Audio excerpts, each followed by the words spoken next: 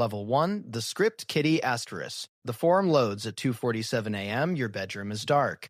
Your parents are asleep. You paste a script you didn't write into a terminal you barely understand, and hit enter.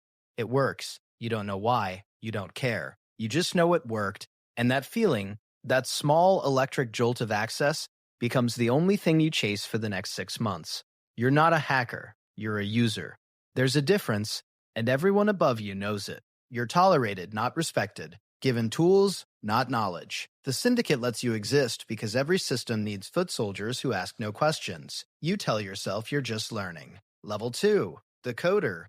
You stop using other people's tools. You start building your own. Your first working phishing kit takes 3 weeks. It harvests 200 credentials in 48 hours. You sell the list for $800 in Monero and feel like you've discovered fire. The senior members notice, not because they're impressed, because you're useful now. That's the first real lesson. Usefulness is the only visa into this world. You learn the internal language, the hierarchy, who runs what channel, who you never message directly.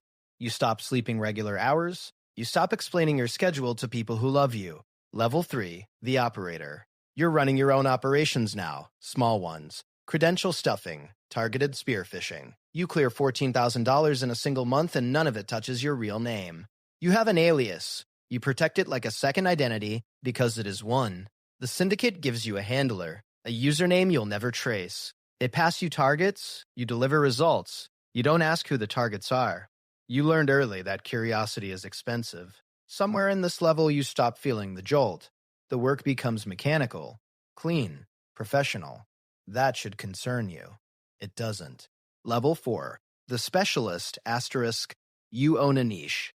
0-day exploitation, social engineering, ransomware deployment. Whatever it is, you're the best in the Syndicate at one specific thing, and that specialization is your protection. You're not replaceable anymore. That changes everything. You recruit your first subordinate. Someone who reminds you of yourself at level 1. You give them just enough access to be useful. No more.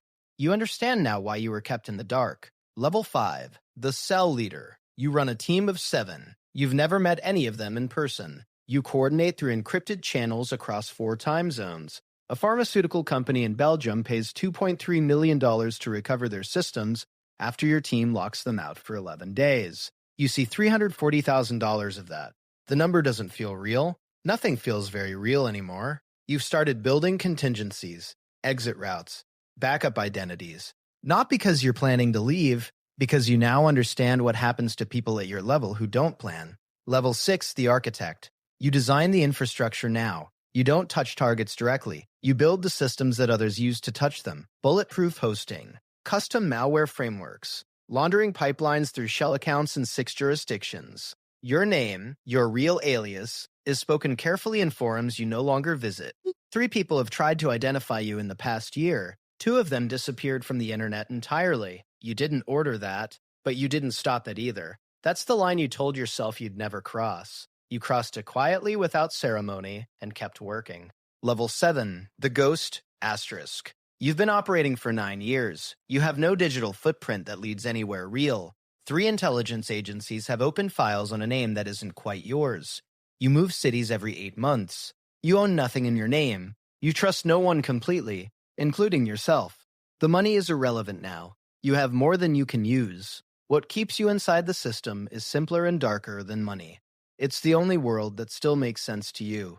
Level 8, the sovereign. You don't run operations. You run the people who run the people who run the operations. You are infrastructure, invisible, permanent, untouchable. You sit in a quiet apartment in a city no one would guess, and you watch the system function without your hands on it. You built something that doesn't need you anymore. That was the goal. It doesn't feel like victory.